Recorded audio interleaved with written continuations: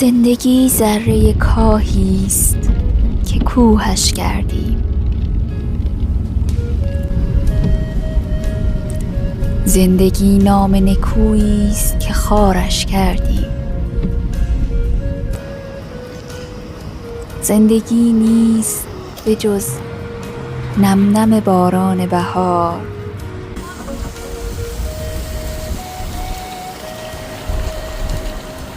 زندگی نیست به جز دیدن یار. زندگی نیست به جز عشق، به جز حرف محبت به کسی. بر نه هر خار و خسی زندگی کرده بسی.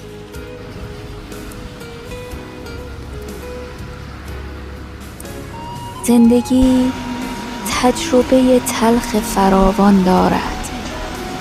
دو سه تا کوچه و پس کوچه و اندازه یک عمر بیابان دارد.